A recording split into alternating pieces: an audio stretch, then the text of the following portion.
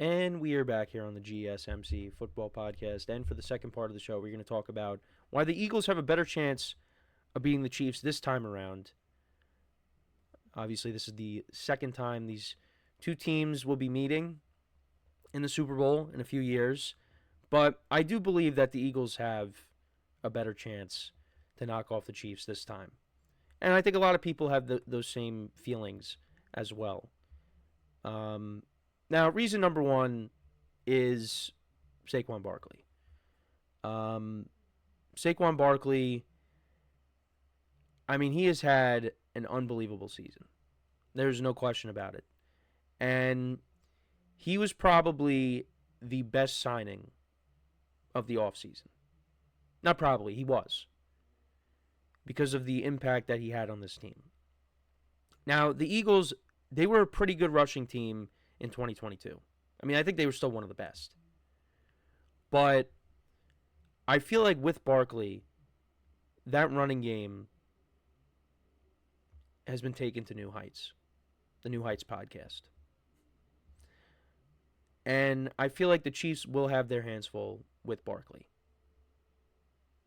Now, obviously, you're giving Steve Spagnuolo a couple of weeks to game plan. So the Chiefs are going to come up with something. You know, maybe they do contain Barkley a little bit. But they're not going to completely shut him down. They're not. Barkley's going to have a couple of big plays in this game. You know, whether it is running the football or through the air. That's the other thing, too. Barkley is a good receiver as well. So that's another dimension to this team that they're going to have to deal with.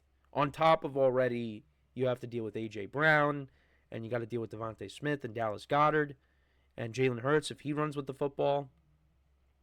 Because, again, last year, you know, you had Miles Sanders, or no, not last year, a couple of years ago, you had Miles Sanders, Boston Scott, Kenneth Gainwell. I think I have the stats of the running backs from that Super Bowl. I think I took a screenshot of it. I thought I did, because I saw, maybe I was wrong. It doesn't, yeah, I guess I didn't have him. Because I thought I had the rushing stats saved from the Super Bowl. I mean, I could just look it up now. But, I mean, Saquon Barkley is better than all those running backs combined. And I think, like I said, the Chiefs are going to have their hands full. But we'll have to wait and see. So, all right, so I got the box score here from the previous Super Bowl between these two teams. And they ran the ball for 115 yards in total. Jalen Hurts was actually their leading rusher. He had 70 yards on the ground. He had 3 rushing touchdowns. I think all of them tush pushes? I think they all were tush pushes. Kenneth Gainwell had 21 yards on the ground. Miles Sanders had 16. Boston Scott had 8. So, taking Hurts out of the equation, they had a combined, if my math is correct, 45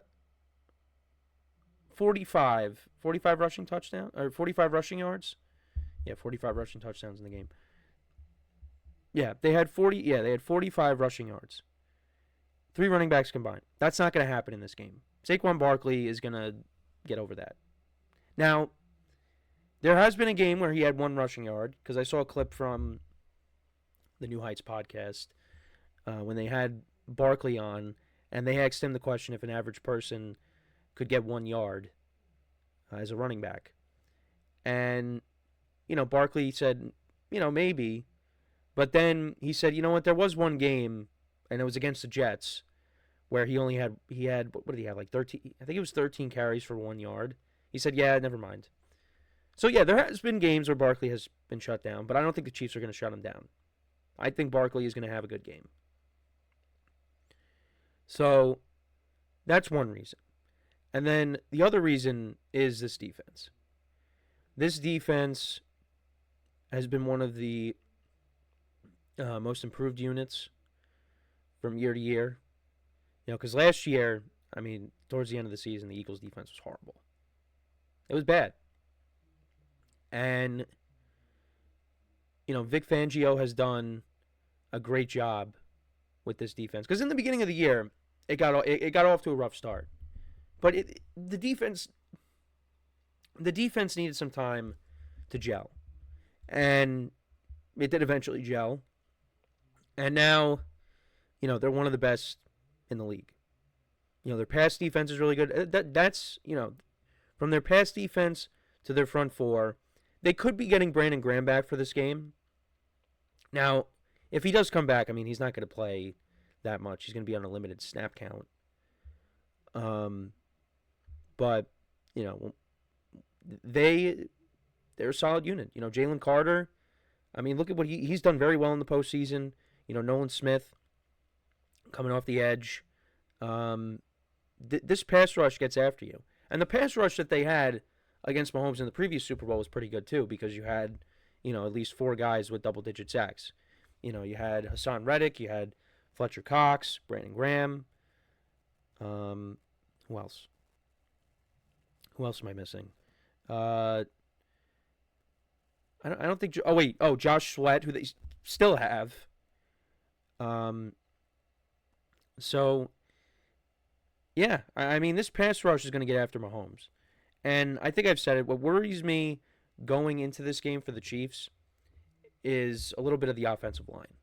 Is the offensive line going to have issues protecting Mahomes in this game? Now, I did bring this up, but the last time they met, Mahomes was not 100%. He was hurt. Suffered that high ankle sprain in the divisional round against the Jaguars. So he was a little hobbled. Now, he did have that big scramble at the end of the game that set up the game-winning field goal. But he wasn't 100%. In this game, he's 100%.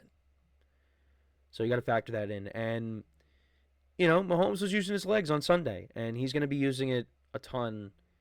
You would imagine he'd have a couple of big scrambles in this game as well. So the Eagles got to prepare for that, which, look, I said Spagnuolo has 2 weeks to prepare, so does Vic Fangio.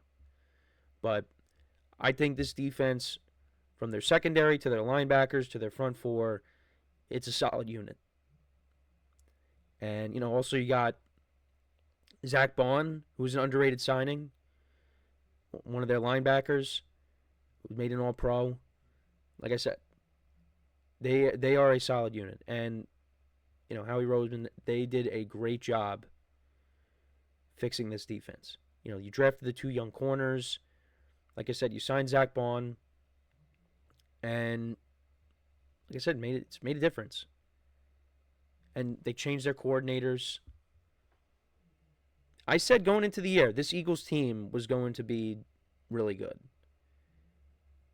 They were going to bounce back from that collapse. And obviously, I don't think it was that bold of a take. It wasn't. But I think there were people going into the year that were down on the Eagles.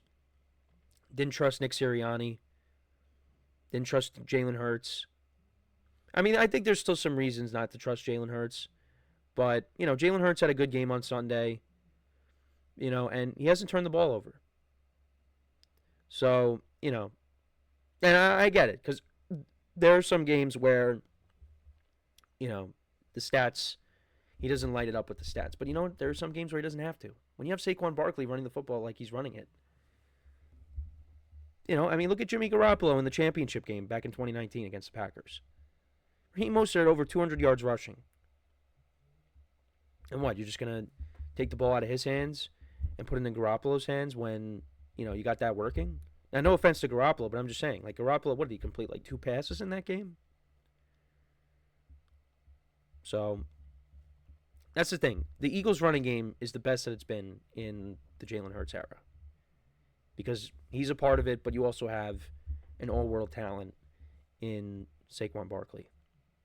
So, but I look, if you know me and you saw, how I had my bracket turning out for the playoffs, and if you remember my Super Bowl prediction going into the season, you'll kind of know where I'm leaning. But that doesn't mean that, I haven't thought about maybe changing it. Because I think the Eagles have just as good of a chance to win this game as the Chiefs do. And if you remember, the Eagles did go into Arrowhead last year, and they knocked off the Chiefs. Again, it's a new year. I get it. But they did do that recently. So, now it's on a neutral field. And Jalen Hurts played well in the Super Bowl the last time. And really, his fumble that led to a touchdown by Nick Bolton, that was a big difference in the game. That was a big difference, and, Kadarius Toney's punt return was a big difference too. So, and also, I know people are saying, well, because the Eagles were slipping a lot in the last Super Bowl when they were playing it in Arizona. So maybe now being in New Orleans, that won't be the case. Different field. But, there was no excuse. The Eagles lost. Now, I know there was a controversial flag at the end of the game. I get it. But, like I've been saying since we talked about the AFC Championship game on Monday, games are defined by more than just a couple plays. So, like I said, Jalen Hurts fumbled the ball. That led to a touchdown. That was a big play in the game. And the Eagles also had a 10-point lead, right? In the game. And they let the Chiefs come back. Like, when Mahomes looked like, he was done for the game. Because I remember he was lying on the ground. He was in a lot of pain when he got tackled towards the end of the first half. In that moment, I thought the Chiefs were in trouble. But in the second half, they came out firing. And ultimately they won the game. So, we'll see what happens, though. I know a lot of people are not happy with the matchup. I'm going to be constantly saying that, but let me tell you something. This is going to be a great game, believe me. This could be one of the best Super Bowls we've had. And, last year was good. When they met the first time, it was good. And the year before that, with the Rams and the Bengals, that was pretty good. So, obviously the COVID season, that was, the Bucs dominated the Chiefs. But we've had 3 entertaining Super Bowls in a row. So let's make it a 4th. But let me know what you guys think about what I had to say about the Eagles. Do you think the same? Do you think differently? Let me know in the comments.